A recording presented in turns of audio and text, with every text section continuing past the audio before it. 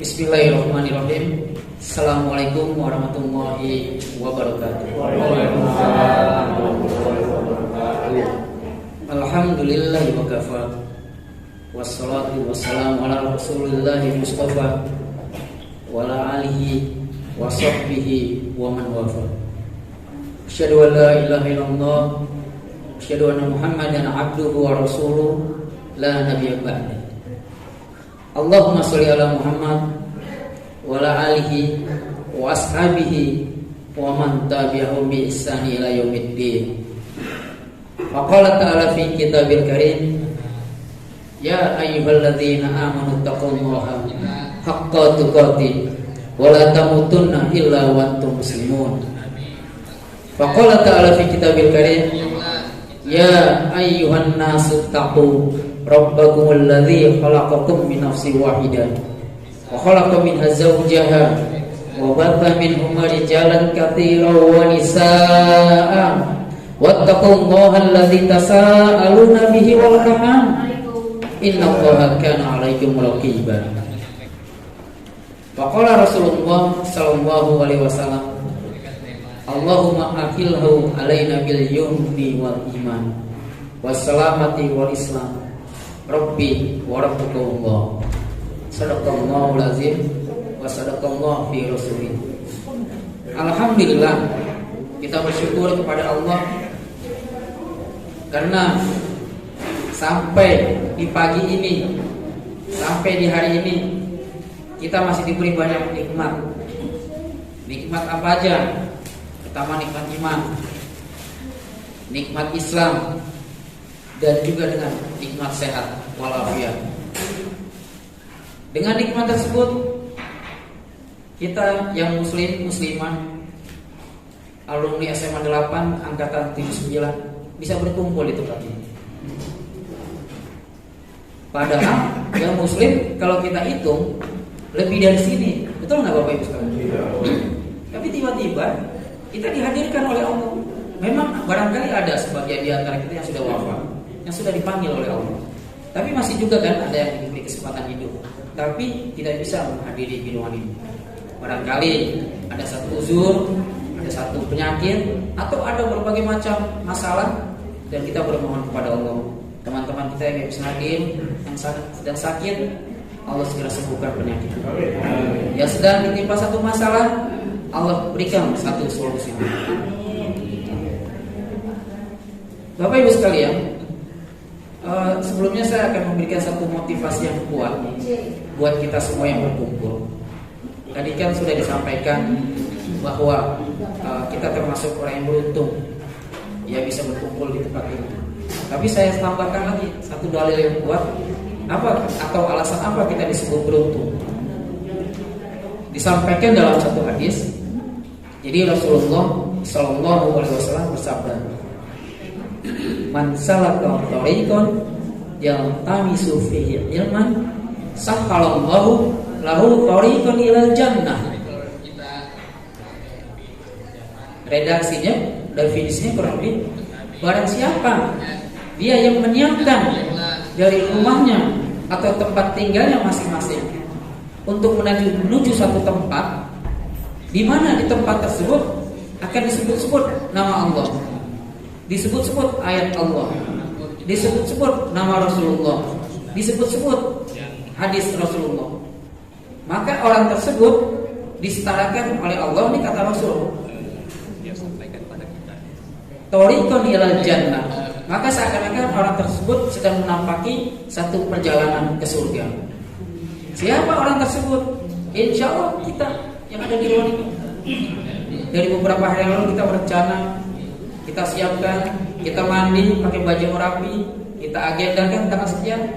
Termasuk kita ini itu sambil mujahid yang berangkat dari rumah, menyiapkan waktunya untuk berkumpul di satu tempat untuk belajar, walaupun hanya satu ayat saja atau satu hadis saja. Karena di sini disampaikan nanti oleh seorang sahabat yang berjalan kaki dari dari Madinah ke negeri Syam. Kalau naik bis itu ditempuh kurang lebih sehari semalam. Kalau jalan kaki itu kurang lebih 3 minggu. Ini berjalan kaki hanya untuk mendapatkan satu potongan hadis dan ingin menunggangi hadis tersebut. Kalau saya berjalan dan saya meninggal, maka saya akan dicatat oleh Allah sedang menapaki perjalanan ke surga. Nah, apa yang motivasi yang kuat buat kita? Kalau ada orang zaman dulu berjalan kaki, kalau jaraknya kalau ditempuh dengan bis sehari semalam, nah orang zaman dulu itu berjalan kaki selama kurang lebih 3 minggu untuk mendapatkan hadis itu atau menunggangi amalan hadis itu, maka banyak di antara kita punya mobil, punya motor, bahkan terkadang tempat kajian itu ada di samping rumah kita. Tapi masih banyak yang belum tersentuh. Kata Allah, butuh atau fasilitas apa lagi yang harus aku berikan buat mereka sehingga mereka mau menuju satu tempat untuk mengkaji, untuk kita lebih mengenal tentang Allah dan Rasulullah. Makanya bersyukurlah Bapak Ibu sekalian bisa diberi kesempatan oleh Allah berkumpul di tempat yang mulia ini. Itu yang pertama. Yang kedua, Bapak Ibu sekalian, kita sedang atau sudah masuk di tanggal 28 Rajab. Ya, berarti kurang lebih 2 hari lagi kita akan masuk di bulan Sya'ban. Apa nih kaitannya Rajab, Sya'ban itu sama Ramadan? Silakan Pak. Selama ini kan barangkali kita tahunya bulan Rajab itu ya bulan rutinitas, bulan diturunkannya atau bulan Isra Mi'rajnya Rasulullah SAW.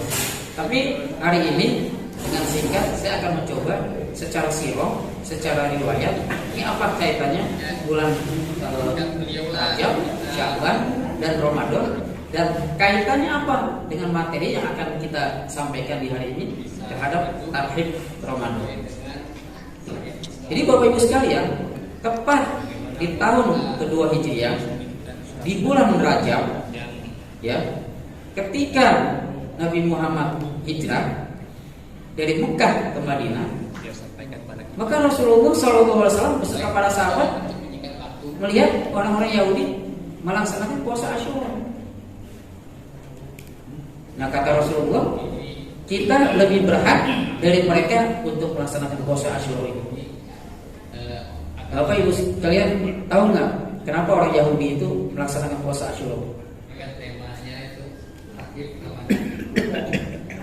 Jadi waktu orang-orang Bani Israel dikejar-kejar oleh Firaun, terpojok di laut merah, gak ada lagi pertolongan, maka Jibril menyatakan, wahai Musa, lemparkan tongkatmu ke laut merah itu. Maka laut terbelah menjadi 2.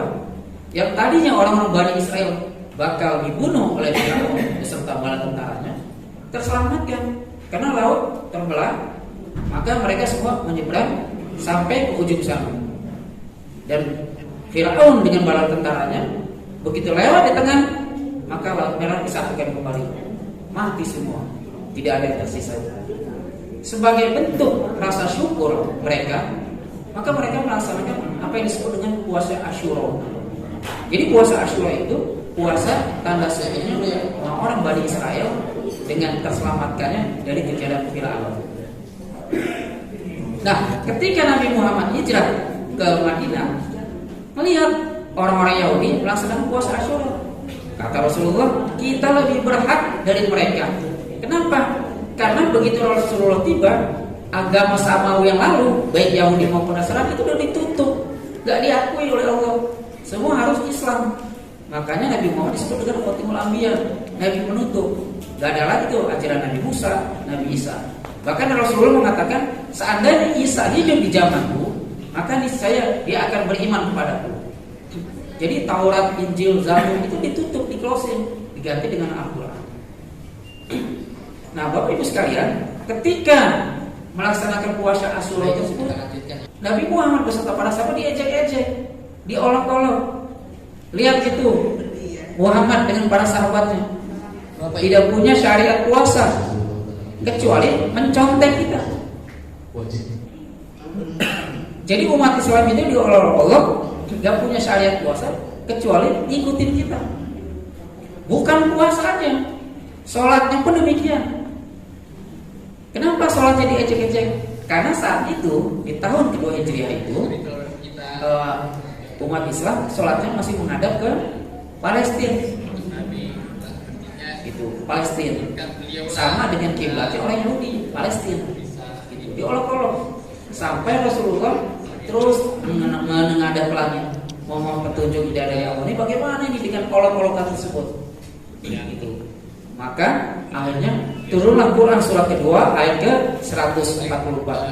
A'udzubillahi minasyaitonir rajim. Fawalli wajhaka syatrul masjidil haram.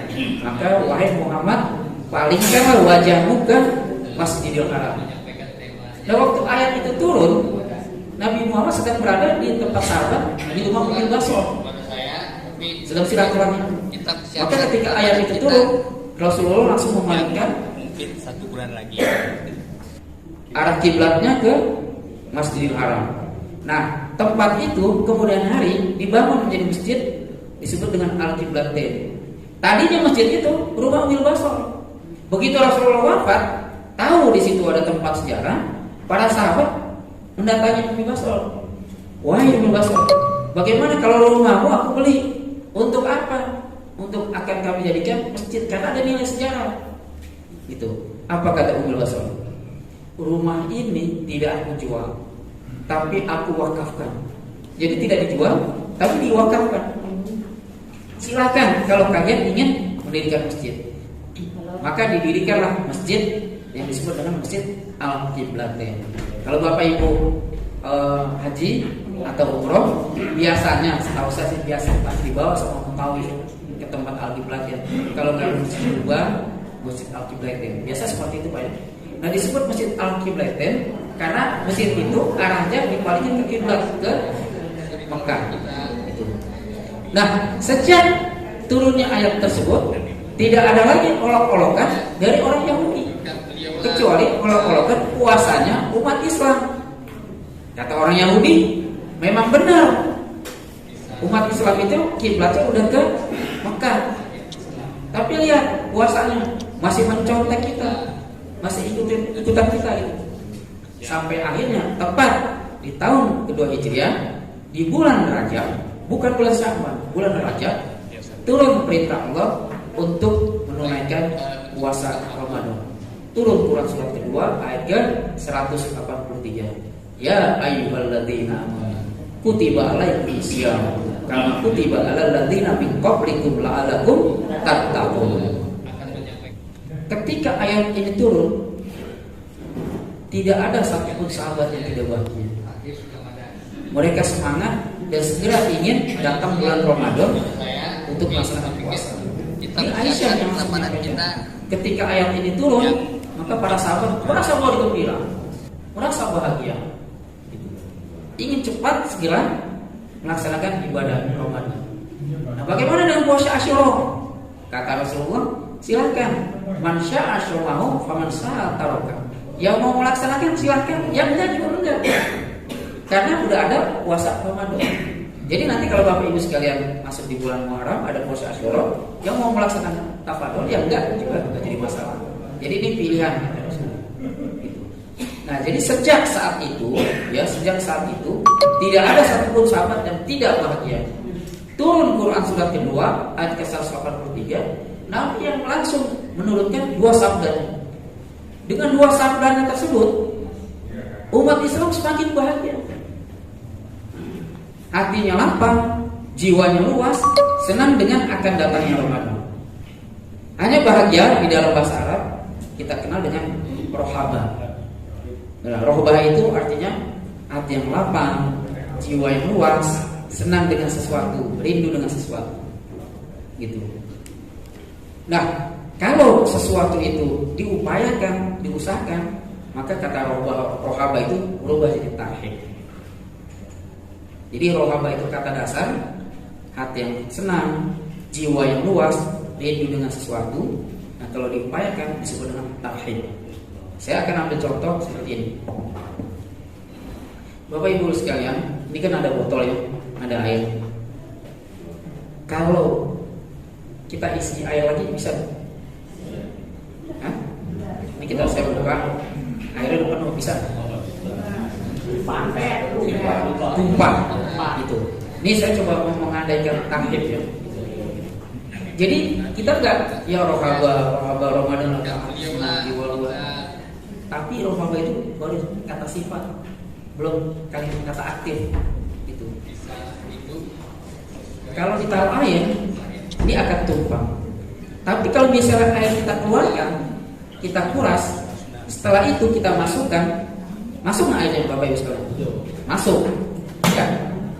Nah jadi tahrim itu adalah upaya melapangkan jiwa kita, melapangkan hati kita, rindu dengan akan datangi Ramadan, dan siap menerima segala perintah yang dititahkan Allah dan Rasulnya selama Ramadan. Jadi kalau misal tempatnya kosong, ya, diisi perintah untuk melaksanakan sedekah, tempatnya masih ada. Diperintahkan untuk sholat tarawih, tempatnya masih ada. Diperintahkan sabar, tempatnya masih ada. Jadi kalau misal orang bulan Ramadan itu jangan merasa cukup. Awas Bapak Ibu sekalian, termasuk diri saya, jangan merasa paling hebat. Orang yang merasa paling hebat, ya, itu seakan-akan gelas atau botol ini yang udah merasa penuh. Gitu. Jadi Ramadan itu adalah momentum upaya untuk melapangkan jiwa kita. Nah, kalau Bapak Ibu sekalian, kalau hati kita udah lapang, maka kita siap untuk menerima perintah Allah. Kalau udah selesai proses itu, maka katanya berubah menjadi marhaban ya Ramadan. Jadi marhaban ya Ramadan itu artinya bukan selamat datang ya Ramadan, bukan, tapi artinya saya senang dengan kedatanganmu Ramadan. Silahkan, sudah kami lapangkan rumah kami. Kalau orang bertamu, misalnya Pak Sapran, ya, saya datang, ya, marhaban Pak Surya atau marhaban Pak Sapran. Artinya saya senang dengan kedatangan Bapak. Silahkan, apapun yang Bapak inginkan sepanjang saya bisa melayani, saya akan lakukan. Mau minum silahkan, mau selonjoran silahkan, mau tidur silahkan. Kira-kira maknanya itu Bapak Ibu sekalian. Jadi misalnya orang yang menghadapi Ramadan itu, dia udah harus tarhib dari sekarang. Gak hanya sekedar hati senang, lapang, luas, tapi dia udah upayakan gitu. Ya, jadi Bapak Ibu sekalian, makna dari rohabah, tarhib, dan marhaban seperti itu. Nah, orang yang cerdas, dia akan mulai melakukan tarhib Ramadan itu sejak awal Syawal. Apa itu tarhib Ramadan yang akan kita ingin? Ada 3 poin Bapak Ibu sekalian. Kalau memang kita ingin serius, tadi Pak Sapra menyampaikan barangkali ini menjadi Ramadan terakhir kita. Tolong Bapak Ibu perhatikan, ya. Saya coba hitung-hitung, saya setiap datang Ramadan selalu ada orang soleh meninggal. Selalu. Itu. Saya nggak sebutkan namanya. Ada sahabat saya. Kita Ramadan yang lalu masih ada, masih berceramah, masih beraktivitas. Tapi di bulan Rajab ini kita rajin sedekah, rajin ngaji, rajin sholat. Kita nggak tahu. Jangan-jangan, ya. Oke. Ya. Baik. Ya, jadi kita nggak tahu, ya, apakah nanti kita bisa Ramadan lagi. Nah, jadi Bapak Ibu sekalian, tarhib Ramadan itu ada tiga poin. Yang pertama adalah memperbanyak puasa sunnah. Puasa sunnah. Kata Aisyah, saya tidak pernah mendengar atau melihat Rasulullah banyak puasa sunnah melainkan ada di bulan Sya'ban. Jadi proses tarhib yang pertama adalah Bapak Ibu diminta oleh Rasulullah untuk memperbanyak puasa sunnah. Gitu. Bisa Senin Kemis, bisa saum Daud, gitu. Tapi perbanyak. Atau yang ibu-ibu yang kebetulan ya pernah datang bulan telat, segera dibayar. Aksannya sih dibayar itu dari beberapa bulan yang lalu. Tapi kalau misalnya tahun ini keburu ingat di Rajab, di Sya'ban, segera kita bayar. Gitu. Ini maaf ya, udah di atas 60 gitu. Tapi saya menyampaikan secara umum gambaran perempuan. Tapi awas, bapak-bapak pun demikian, ibu-ibu juga begitu. Walaupun kaitannya nggak menembus, barangkali Ramadan tahun lalu pernah sakit, iya nggak? Gitu. Jadi jangan sampai lupa. Jadi tahap pertama perbanyak puasa sunnah atau segera bayar utang kita. Gitu. Untuk apa? Untuk membiasakan. Nah inilah kenapa Allah menurunkan Quran surat kedua di ayat ke-183 di bulan Rajab. Diterima Rasulullah, disampaikan ke sahabat pada senang. Nah di bulan Sya'ban itulah bulan training, bulan latihan. Gitu. Jadi yang pertama dari tahap Ramadan perbanyak puasa sunnah. Insya Allah 2 hari lagi kita akan masuk bulan Sya'ban, perbanyak puasa sunnah. Yang kedua, Bapak Ibu sekalian, apa yang dimaksud dengan tahap? Banyak-banyak doa. Minimal kita bisa disampaikan di Ramadan tahun ini. Gitu. Doanya apa? Yang diriwayatkan oleh Imam At-Tirmizi, nomor hadisnya 665. Tolong diperhatikan. Ini doanya. Allahumma ahillahu alaina bil yumni wal iman wassalamati wal islam rabbi wa rabbukum. Kalau yang ingin berdoa Allahumma barik lana fi Rajab wa Sya'ban wa barik lana Ramadan, silahkan tafadhol. Tapi hadis yang paling kuat yang tadi saya sampaikan. Apa artinya? Oh ya, boleh saya menjelaskan. Ya Allah, hadirkan kami di awal Ramadan, ya, dengan iman yang kuat, dengan Islam yang kuat. Kita udah beriman, kita udah berislam, betul nggak? Bapak Ibu bisa kesini karena ada iman, ada Islam. Saya yakin barangkali di luar ini nggak ada yang Muslim, betul kan? Nah, tapi doa Rasulullah, ya Allah, hadirkan kami semua di awal Ramadan dengan iman yang kuat, dengan Islam yang kuat. Rabbi wa rabbukumullah. Waktu itu Nabi berbicara dengan sahabat. Sesungguhnya Tuhanmu, maksud Tuhan kalian, adalah Tuhanku juga. Itu doa yang paling masyhur, yang paling kuat. Nanti insya Allah udah ada nih kopian, nanti dikirim, diperbanyak. Itu baca tiap maghrib selesai baca doanya. Berapa pada perbanyak? Di dalam taksi, di dalam kendaraan, Allahumma ahillahu alaina bil yumni wal iman wassalamati wal islam rabbi wa rabbukumullah. Hadisnya saya ingat kuat, diriwayatkan oleh Imam At-Tirmizi, nomor hadis 665. Kenapa Rasulullah bilang seperti itu? Dia tahu nanti kita ini nggak sekuat dengan sahabat. Sahabat datang perintah Quran surat kedua ayat ke-143, gembira. Orang apa? Kapan nih ya Rasul kita mulai? Kata Rasul nanti Ramadan. Ayat yang diturunkan Rajab, tapi udah gembira. Nah, beda dengan kita. Kita bukan generasi sahabat. Generasi sahabat gak ada lagi. Bapak Ibu sering terulang, gak ada. Sahabat itu, ini saya contohkan sedikit, agak sedikit melenceng. Sahabat itu, kalau ditanya, Bapak bajunya bagus ya, misalnya. Bapak siapa? Pak Dedi. Pak Dedi, bajunya bagus ya. Pak Dedi nggak ngomong apa-apa, maaf. Buah langsung ya. Pak Dedi, kopiannya bagus ya, beli di mana? Nggak dijawab. Saya beli di Tanah Abang, Pak Surya, harga sekian enggak? Oh gitu Pak Surya. Ambil.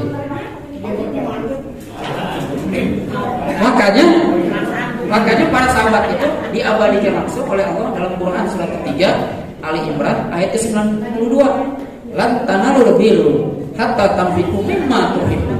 Tidak ada puncak-puncak kebaikan tertinggi sampai orang tersebut menginfakkan untuk saudaranya yang paling hebat, yang paling bernilai, meskipun dia membutuhkan. Bapak Ibu haus, pasti minum, betul kan? Mau minum nih, tiba-tiba ya ada teman kita melihat, kenapa haus? Gak usah, gak ada istilah bagi dua ya, minum. Itu sahabat. Makanya bilun itu, ya bilun, kalau Bapak Ibu ingin mendapatkan nilai bilun, berani gak menginfakkan apa yang paling dicintainya pada saudara? Ibu tadi datang bawa mobil. Ibu, mobil ibu bagus ya tadinya. Mau diinfakkan? Nanti dulu kasih dia.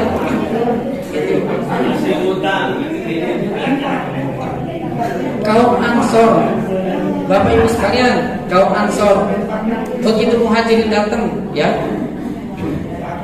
dikasih baju, dikasih tempat tinggal, dikasih makanan. Mohon maaf kayak lagi mohon nih mungkin, tapi sejarah seperti itu. Beberapa kaum Ansor ya, yang kebetulan istrinya ada beberapa, begitu muhajirin datang, kan waktu muhajirin itu datang, itu ada yang istri-istri nggak mau ikut. Contohnya Abdurrahman bin Auf, itu istrinya nggak mau ikut. Nah begitu sampai, silahkan, kami punya beberapa istri, kami ceraikan, pilih yang mana. Itu seperti itu.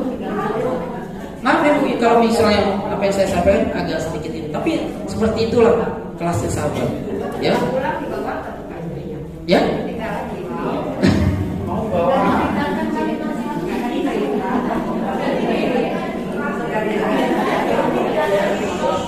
Baik ya, saya lanjutkan.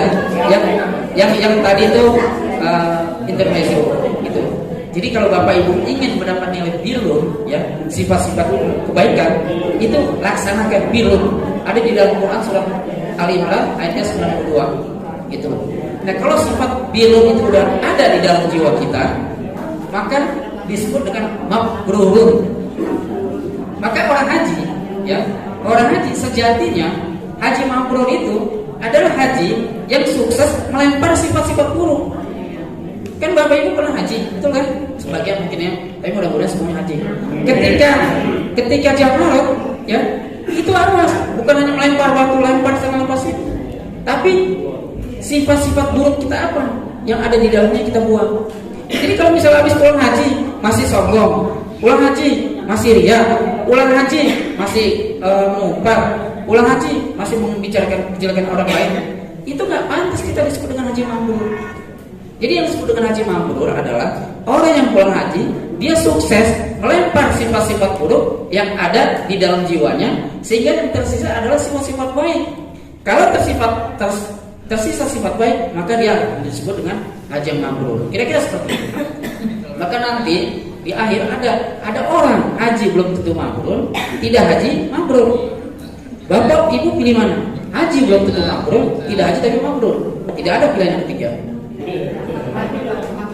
Nah, kalau ingin mabrur, lakukan yang tadi. Yang marah tidak haji, tidak mabrur ya. Yang penting semangat ya Bapak.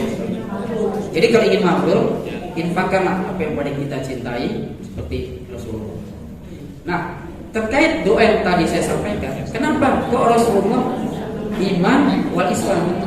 Karena gini Bapak Ibu sekalian, kelas kita bukan kelas sahabat. Begitu datang Ramadan, ada loh, jujur aja, ya Ramadan datang lagi. Betul nggak? Yang puasa, yang tadinya bapak olahraga, sarapan lontong sayur, bubur, tiba-tiba nggak bisa. Awas bu, ini saya tidur. Ada orang yang bisa perasaan seperti itu. Makanya Nabi udah menebak kelasnya hambaku nanti di akhir zaman bukan kelas sahabat. Kalau sahabat baru diceritakan udah pengen Ramadan datang. Kalau kita, waduh biasa udah ini bangun sahur ngantuk, capek, ada tarawih ini itu, betul kan? Nah makanya Rasulullah, Allahumma ilahu alaina bil yumni wal iman. Ya Allah, hadirkan kami di awal Ramadan dengan iman yang kuat. Jangan ada rasa takut. Itu baru perasaan, belum materi ibu-ibu. Waduh, ntar harus masak sahur, biaya keluar ini keluar itu, belanja yang biasanya sehari habis 50.000, gara-gara Ramadan nih bisa jadi 75.000 atau 100.000. Itu ditakut-takutin kita masih. Saya minum dulu ya. Nah yang kedua, wal Islam. Wal Islam, apa itu Islam? Itu Islam itu adalah perintah-perintah yang Allah perintahkan buat kita untuk dijalankan selama Ramadan. Apa itu? Qiyamul lail, baca Al-Quran, terus apalagi sholat tarawih. Kadang-kadang perut masih kenyang, makanan belum turun, udah azan isya, sebentar lagi. Awas Bapak Ibu sekalian, kita jangan meremehkan doa Rasulullah ini, karena banyak kejadian orang pada saat memasuki bulan Ramadan dia lemah imannya, lemah Islamnya. Kadang-kadang habis sahur, habis makan, habis buka ketiduran, ngantuk. Akhirnya bangun jam 9, jam 10, sholat di rumah bapak-bapak. Padahal yang baik bapak di masjid gitu. Nah jadi baik nanti kalau doanya ada silakan diperbanyak. Kan kita pengen sukses Ramadan tahun ini, ya. Nah yang ketiga tadi kan pertama perbanyak puasa, kedua perbanyak doa. Yang ketiga, buat agenda Ramadan. Kita mau ngapain di Ramadan ini? Hanya sekedar menandakan dan mau saja buka selesai? Enggak, tapi ada program-programnya gitu. Nah, 3 program Ramadan itu ya, yang paling utama adalah pertama, memperbanyak membaca Al-Quran. Ramadan itu adalah bulan turunnya Al-Quran. Perbanyak, siapkan Al-Qurannya, siapkan tempatnya yang harus bersih. Yang kedua, perbanyak sedekah. Yang ketiga, perbanyak muhasabah. Jadi inti kegiatan Ramadan itu ya, pertama berinteraksi dengan Al-Quran, yang kedua perbanyak sedekah, yang ketiga muhasabah. Gitu. Nah itu harus dibuat agendanya. Dan alhamdulillah saya udah bawa nih. Nanti ibu saya bagikan. Gitu. Biar tahu, biar jelas. Ramadan hari pertama ngapain aja, kedua begitu kita lakukan nanti tekniknya contreng. Hari ini sedekah nggak? Sedekah, contreng. Hari ini puasa, sholat sunnah, rawatib nggak? Terus zuhur, asar, yang bolong di masjid, yang bapak-bapak, contreng. Nah begitu terakhir di bulan Ramadan kita lihat rapat kita. Ya Allah, kenapa dari 30 hari Ramadan hamba hanya bersedekah cuma di 5 hari? Yang 25 hari kemana? Ya Allah, mengapa dari sekian Ramadan ini Al-Quran kami baca hanya setengah juz, padahal Engkau memberikan waktu kesempatan 30 hari. Itu banyak Bapak Ibu sekalian. Nah ini nanti bisa dikopi banyak buat di rumah, suami, istri, anak. Jadi satu individu ini di checklist gitu. Nah nanti akan Bapak rasakan kalau ada jelas kerangkanya, itu lebih teratur, tertata Ramadan kita dibandingkan hanya bangun sahur, makan sahur, puasa, nunggu beduk, selesai terus ya, nggak ketahuan gitu kualitasnya. Ya, jadi tarif Ramadan itu ada 3 Bapak Ibu sekalian. Perbanyak puasa sunnah. Yang kedua, perbanyak doa. Tadi doanya sudah saya ajarkan. Yang ketiga, buat agenda Ramadan. Nah, poin selanjutnya adalah pertanyaannya, mengapa ketika ayat puasa itu turun para sahabat begitu bahagia? Begitu bahagia. Dan bahagia itu gak bisa kita rasakan. Beda sekali begitu bahagia. Karena ada 3 poin Bapak Ibu sekalian. Kenapa bahagia? Yang pertama, Allah dan Rasulullah janjikan ampunan tanpa batas bagi orang yang beribadah di bulan Ramadan. Ya, ampunan tanpa batas bagi orang yang beribadah di bulan Ramadan. Bulan Ramadan itu, ibu batas sekalian, itu terdiri dari siang dan malam. Ya, jadi ada ibadah siang berpuasa, ada ibadah malam qiyam gitu. Jadi ampunan tanpa batas. Ramadan tanggal berapa nanti kita mau?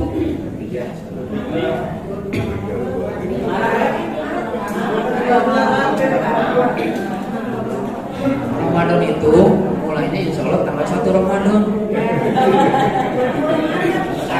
Kesalahan kita nggak kompak, nggak mau coba mau pakai kalender Hijriah gitu. Oke, jadi kalender kita mulai puasa tanggal 1 Ramadan ya.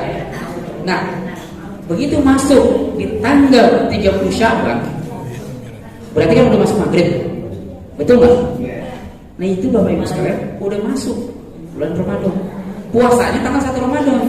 Tapi 30 Rajab begitu azan maghrib, 30 Sya'ban itu udah masuk awal puasa, awal bulan puasa. Gitu. Nah, ada hadis dari Rasulullah, man qama ramadanan imanan wa ihtisaban ghufira lahu ma taqaddama min dhanbi. Barang siapa man qama itu malam, menghidupkan malam, salat tarawih maksudnya. Barang siapa yang menghidupkan malam-malam Ramadan, ya, maksudnya salat tarawih, imanan wa ihtisaban, bukan tarawih sembarangan. Tarawih yang didasari oleh keimanan. Awas Bapak Ibu sekalian, umur kita udah gak muda lagi. Iya betul kan? Saya dapat bisikan dari Pak Safran rata-rata 60 tahun. Maka kita buktikan Ramadan ini Ramadan yang imanan waktu saban. Barang siapa yang menghidupkan malam Ramadan, maksudnya tarawih, dengan imanan, ya, dan waktu saban, dan di antara rakaat-rakaat tarawih itu dia bermuhasabah, dia meneteskan air mata, mengingat kesalahan-kesalahannya, dan berjanji kepada Allah untuk tidak melakukan lagi. Apa kata Allah? Ghufira lahu ma taqaddama min dzambi. Maka Allah akan ampuni segala kesalahannya sejak dia masa akil balik dulu. Ibu umurnya 60 tahun, bapak ada 62. Banyak sekali dosanya. Tapi puasanya belum nih, baru malamnya nih. Salat tarawih. Ya, salat tarawih. Terus tarawihnya berdasarkan iman dan waktu saban. Waktu saban itu muhasabah. Begitu selesai salat 2 rakaat, sebelum imam maju lagi, berdiri lagi, ya Allah, apa sering maksiat, ya Allah, apa sering ini, apa sering ini, ya Allah, apa menyesal. Dia teteskan air matanya, maka ghufira lahu ma taqaddama min dzambi, hapus. Tiba-tiba malamnya bapak ibu meninggal, belum sempat puasa, baru maghrib, isya, sholat tarawih, tapi tarawihnya imanan waktu sabar, diterima oleh Allah, diampuni. Begitu menjelang sahur meninggal, maka bapak ibu sekalian meninggal dalam kondisi husnul khotimah. Tidak cukup dengan amin. Benerin tahiyat kita. Iya, benar. Buktikan nanti setelah meninggalnya Roni, gitu. Tahiyatnya gimana? Karena orang-orang yang sukses di Ramadan itu dilihat dari tahiyatnya. Gak bisa. Amalan itu didapat, ya, sebanding dengan upaya. Semakin sulit amalan itu, semakin tinggi nilainya. Ingat Bapak Ibu sekalian, ingin sukses di puasa, surganya pun misteri. Tadi Mas Sabar bilang surganya surga royan. Tahu surga royan? Begitu orang-orang yang akan masuk surga, dibukakan pintu oleh para malaikat, ditanya, siapa yang waktu hidup di dunia sering puasa, tapi puasanya iman waktu saban? Si fulan nunjuk, ya kamu sini, masuk, kamu sini, masuk. Setelah itu pintu surga ditutup. Ahli puasa itu surganya misteri. Bahkan orang-orang yang masuk surga lain ngintip pun nggak bisa. Nah kita kepengen masuk surga yang penuh misteri itu, yang sesuatu misteri pasti nilainya mahal. Seperti itu. Ya, itu tadi malam Bapak Ibu sekalian meninggal, kita langsung diatur. Siangnya, man shoma ramadhana imanan waqti sabar, ghufira lahu ma taqaddama min dzambi. Barang siapa shoma itu puasa. Barang siapa puasa di siang hari di bulan Ramadan, bukan puasa biasa, bukan puasa hanya menahan lapar dan haus, tapi imanan waqti sabar. Kan tadi doanya kan Allahumma ahillahu alaina bil yumni wal iman. Jadi kalau orang sering berdoa, puasa pasti puasa iman. Dan puasa iman itu pasti diiringi dengan waktu sabar. Begitu sholat zuhur selesai dengan perut yang lapar, ya Allah, perut hamba ini lapar, tapi hamba ingin Engkau cintai, hamba ingin ampuni, hamba ingin segala dosa-dosa hamba Engkau ampuni, hamba banyak melakukan maksiat. Meneteskan air mata saat puasa itu, maka kata Allah, ghufira lahu ma taqaddama min dzambi. Allah akan ampuni segala kesalahan. Mungkin 1 bulan lagi. Bapak Ibu sekalian, saya ingin cerita tentang usianya. Umur 40 sampai 60. Orang yang umur 40 tahun, ya, bekalnya belum cukup saat dipanggil oleh Allah, maka kata para ulama celaka. Silakan introspeksi ke diri kita. Sudah cukupkah bekal kita? Apalagi tadi saya dibisikkan oleh Pak Sabran, di atas 50 semua Pak Surya. Jadi para ulama, orang bijak mengatakan orang yang usianya 40 tahun bekalnya belum cukup, ya, maka celaka. Saya minum dulu ya. Apalagi 60. Nah, makanya orang-orang yang banyak melakukan kesalahan itu diberi kesempatan oleh Allah untuk Ramadan ini dosanya terampuni dari 2 hadis tersebut. Makanya itu Bapak Ibu sekalian, kalau kita beribadah harus jelas ada tunggangannya. Puasa itu ngapain? Ya, sholat tarawih kenapa? Ada jam. Itu 40 tahun. Jadi Ramadan yang dicita-citakan oleh para sahabat itu ada ampunan tanpa batas dari orang yang melakukan. Saya akan naikkan umurnya di usia 60 tahun. Bapak Ibu sekalian, orang yang di atas 40 tahun ya, atau di atas 50 tahun, kebiasaannya itu adalah setengahnya dipakai tidur.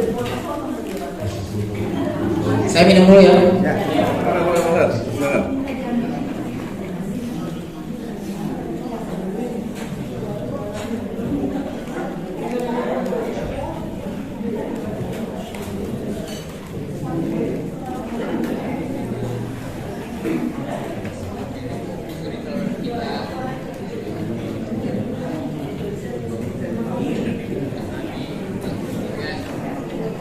Silakan dibagikan dulu.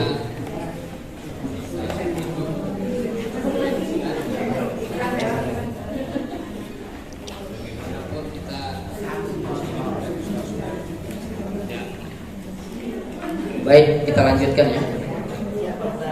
Jadi kenapa para sahabat ini dengan Ramadan? Karena ada 3. Yang pertama, ampunan tanpa batas. Bapak Ibu melakukan banyak kesalahan, Ramadan diterima, ya.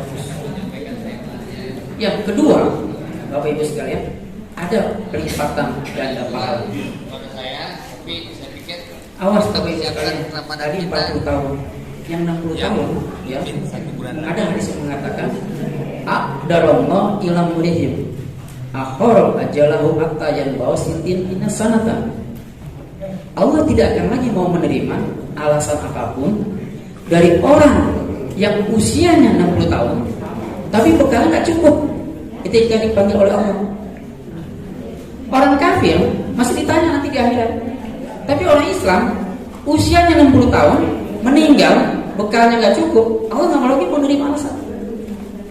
Awas, hati-hati Bapak Ibu sekalian. Saya mau sedikit evaluasi ya. Yang sudah di atas 60 tahun berapa?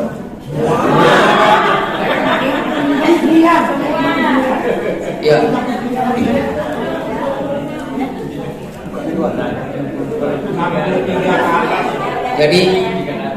Jadi hadis ini kuat. Nomor hadisnya 113 Riyadhus Shalihin kitab Imam Nawawi. Ya.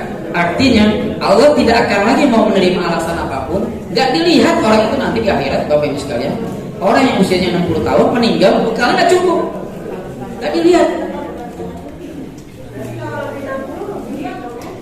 Ya? Gimana? Apalagi lebih 60. Ya. Jadi gini, Bapak Ibu sekalian, hadis ini memberikan pengingat buat kita. Dikasih 40 tahun masih kurang. Masih 50 tahun masih kurang. Dikasih 60 tahun masih kurang. Seakan-akan Allah ingin menanyakan saat di dunia, antum kita semua ngapain aja?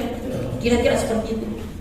Nah ini, ya, ini diabadikan oleh Allah dalam Quran surat ke-35, surat Fatir ayat ke-37. Tahu Bapak Ibu sekalian, orang yang 60 tahun ke atas bekalnya nggak cukup, ya, nanti teriak-teriak di neraka. Benar nih, silakan buka Al-Quran. Wahum yastarinu hafiha, dan di dalam neraka mereka berteriak-teriak, Rabbana akhrijna na'mal sholihan. Ya Allah, beri kami kesempatan untuk hidup lagi di dunia. Kata Allah, untuk ngapain? Untuk melakukan amal soleh, bukan amal soleh yang dulu pernah kami lakukan. Itu doa di neraka. Apa kata Allah? Awalam nu'amirkum ma yatadzakkaru fihi. Bukankah aku berikan kamu waktu yang cukup untuk hidup di dunia? Yang dengan waktu yang cukup itu bisa memilih, bisa memilah mana yang baik, mana yang buruk. Mantazakka, ya. Wajah aku munazir. Orang lain bisa melakukan perbuatan yang baik, kenapa engkau nggak bisa? Coba ya, ayat ini kita refleksikan ke diri kita. Bayangkan nanti kita dipanggil, dicemplungin, diikat Bapak Ibu sekalian, diturunin, hancur badan kita, disempurnakan lagi, hancur badan kita, dan teriak-teriak. Itu doa. Irji ya Allah, kembalikan aku ke dunia untuk melakukan amal soleh. Ini Allah sendiri awalan mu'amirkum, bukannya udah berikan kau usia yang cukup. Orang lain bisa, kenapa kau nggak bisa? Oh begitu. Nah, bagaimana dengan kaitannya Ramadan, jamaah sekalian? Ya, orang yang usia 60 tahun kemungkinan besar udah nggak bekerja secara rutin, betul nggak Bapak Ibu sekalian? Ya, kebanyakan waktu dipakai buat tidur. Misalnya saya ambil 40 tahun lagi, ya, 40 tahun dipakai buat tidur, 20 tahun dipakai buat tidur. Berarti dia aktivitasnya berapa tahun, Bapak Ibu? 20, ya. Nah, dari 20 itu dia ada main, ada nonton TV, main HP, macam-macam gitu ya. Ada yang beribadah. Katakanlah dari 10 tahun itu, dari 20 tahun itu dia beribadah berapa persen? Katakanlah 50%. Jadi dari 20 tahun itu dia beribadah sebanyak 10 tahun. Sisanya ngobrol nonton TV, kira-kira seperti itu. Jadi dari 20 tahun dia beribadah 10 tahun. Nah, dari 10 tahun dia ibadah itu, ya, berapa banyak yang diterima ibadahnya? Ibu sedekah, ya, ibadah kan? Tapi sedekahnya bukan karena Allah, ingin dilihat orang, nggak diterima. Bapak rajin ke masjid, bagus. Laki-laki berjamaah ke masjid, tapi ingin, nih, gue nih orang soleh nih, ke masjid terus. Ada perasaan itu, bapak sholat 1000 rakaat, nggak diterima, gugur. Nah, katakanlah dari 10 tahun itu yang diterima oleh Allah, yang ikhlas karena Allah, kan innama amalu binniyat, betul nggak? Nah, dari 10 tahun itu hanya 5 tahun yang diterima. Bayangkan dari usia 40 tahun hanya 5 tahun yang diterima. Itu pun harus dipertahankan. Mohon maaf, saya mau nanya Bapak Ibu, ada yang maju nggak nanti 2024 sebagai legislator pilkada? Banyak. Tiba-tiba maju. Dia ngomonglah ke orang ceramah, Bapak Ibu nanti pilih saya ya. Saya ini banyak menyumbang, saya banyak bersedekah. Nah, yang 5 tahun itu udah hilang. Akhirnya usianya 40 tahun, 50 tahun, 60 tahun, tapi begitu meninggal nggak ada yang dapat dibanggakan untuk Allah dan Rasul. Ini kita mau apa? Jangan-jangan itu akan terjadi kepada diri kita. Makanya kesempatan Ramadan tahun ini harus benar-benar kita persiapkan tarik. Bukan Ramadan biasa, tapi yang iman dan waktu sama. Bayangkan usia 60 tahun, tapi ibadah kepada juga nggak ada. Bapak Ibu yakin sedekah yang dilakukan selama ini karena Allah? Lisan kita yakin, tapi hati kita pengen lihat orang. Haji, saya alhamdulillah berangkat haji tahun ini. Dan setelah saya teliti, ternyata di RW saya cuma saya yang berangkat haji. Belum berangkat.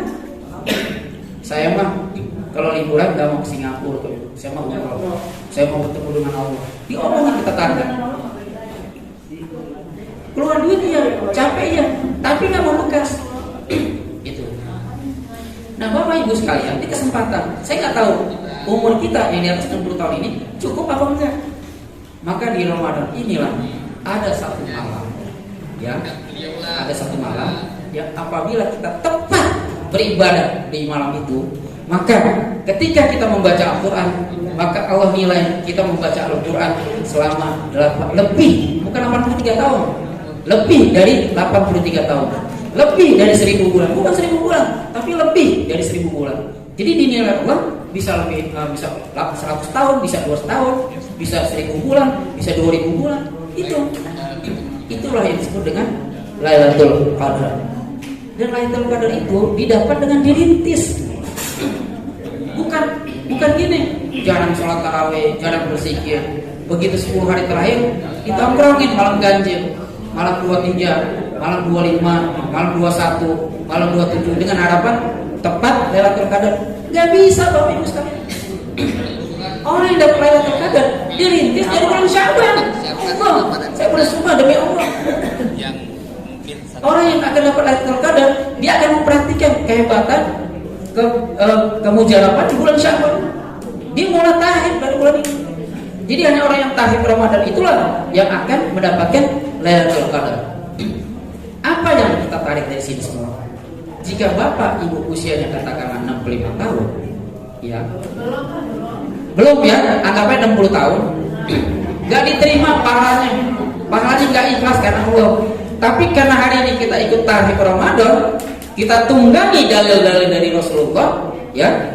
Terus di Lailatul Qadar besok kita tepat, bapak ibu tiba-tiba di masjid baca Al-Quran, maka ibu dinilai baca Al-Quran sebanyak lebih dari 1000 bulan. Tidak cukup dengan amin. Harus dirintis dari sekarang. Habis baca Al-Quran, ibu tiba-tiba mengeluarkan uang 10.000 kotak amal masjid di malam Lailatul Qadar.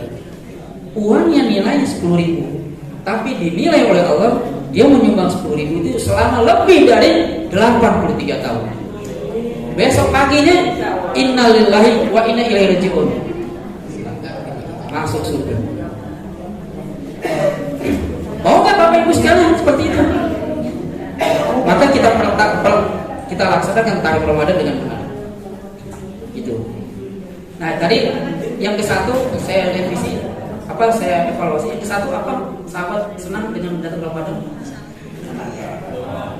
Ada kalau yang tadi itu banyak puasa, berdoa, ini tahib. Iya, tidak beda. Terus kenapa sahabat senang dengan datang Ramadan? Pertama, ampunan batas.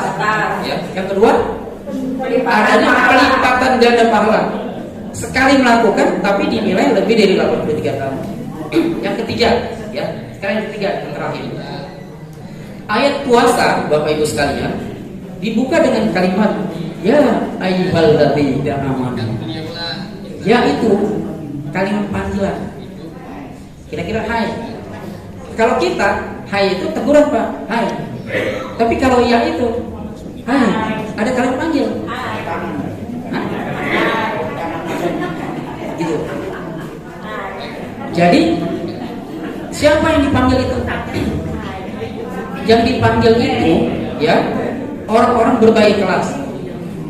Bisa anak kecil, bisa anak remaja, bisa orang tua, bisa orang sepuh, bisa orang yang kulitnya hitam, bisa orang yang kulitnya putih, kuning, botak, gondrong. Tuh makna ya. Gitu. Jadi berbagai kelas. Satu, yaitu artinya orang dipanggil berbagai kelas. Presiden dipanggil, menteri dipanggil, ketua RT dipanggil, tukang sampah dipanggil. Itu artinya ya. Hai orang-orang yang merasa dirinya beriman. Hai ya, panggil. Terus dari segi jarak, ya, ada orang yang jaraknya dekat, ya, ada orang yang jaraknya menengah, ada orang yang jaraknya jauh di luar gedung ini. Pak Sapran misalnya, Pak Sapran kemari, ya Pak Sapran taal, Pak Sapran. Terus ada ibu-ibu yang ke pintu, ibu-ibu kemari, ibu-ibu taal. Ada ibu-ibu yang di luar juga. Jadi makna ya itu memanggil dengan berbagai cara. Kalau tadi orangnya berbagai orang, berjenis orang, nah secara jarak memanggil dengan berbagai jarak.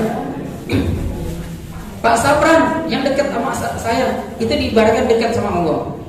Pak Sapran rajin sholat, azan jam 12, setengah 12 Pak Sapran sudah di masjid. Belum dipanggil oleh muazin, Pak Sapran sudah dekat.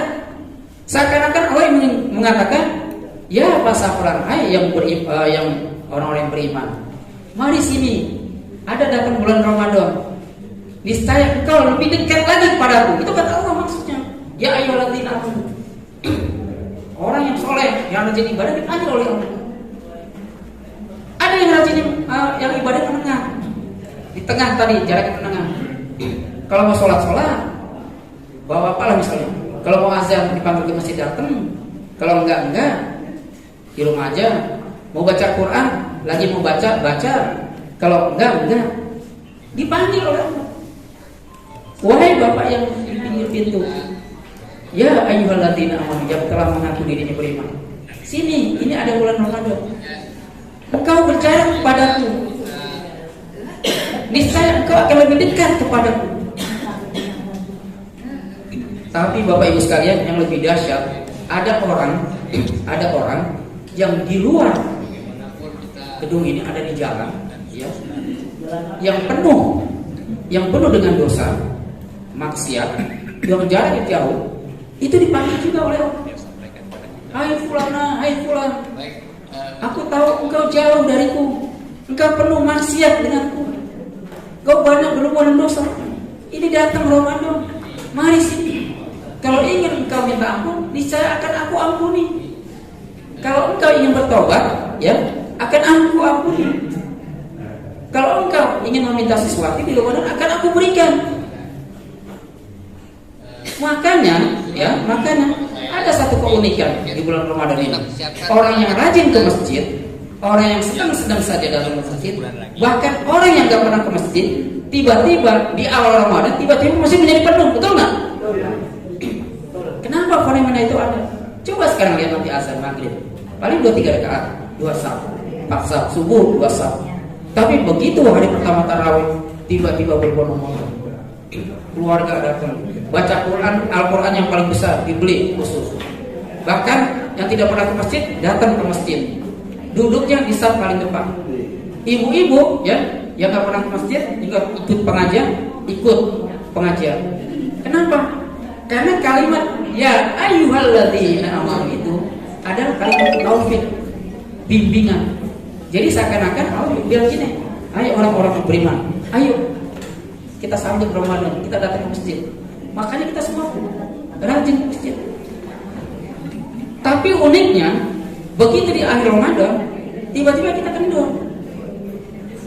Coba perhatikan, awal Ramadan penuh, tapi di akhir Ramadan tiba-tiba mulai kendor. Nah, jadi Bapak Ibu sekalian, demikianlah 3 manfaat Ramadan yang akan kita hadapi bulan depan, ya. Tarifnya bagaimana? Perbanyak puasa sunnah. Yang kedua, banyak berdoa. Allahumma ahillahu alaina bil yumni wal iman wassalamati wal islam. Terus buat agenda Ramadan, ya, biar supaya ibadah puasa kita tertata. Apa yang dijanjikan Allah dari Ramadan itu? Yang pertama, ampunan tanpa batas.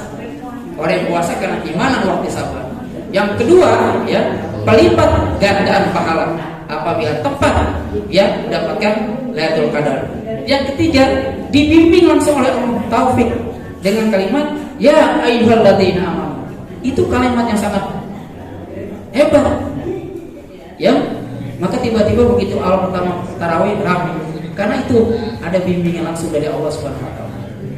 Nah, Bapak Ibu sekalian, saya pikir saya cukupkan materi takhir Ramadan dan juga 3 kelebihan di bulan Ramadan. Kita bermohon kepada Allah bahwa Ramadan tahun ini kita berasumsi lah, kita beranggapan yang mohon maaf sekali. Anggap aja Ramadan yang lalu banyak sekali kita permasalahan. Nah, ini kita dikasih lagi kesempatan oleh Allah. Yaitu hari bulan Syawal. Mari kita perbaiki takhir Ramadan kita. Karena kita nggak tahu nasib kita nanti jalan ke surga atau ke neraka.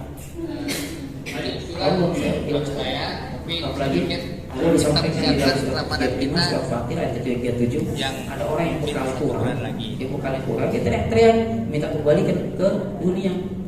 Nah, supaya nanti kita nggak teriak-teriak, Ramadan lah, ya, momentum yang tepat untuk bekal kita saat nanti ada mau. Kita cepat atau lambat pasti akan meninggal dunia. Ismasyita fa innaka mayyitun.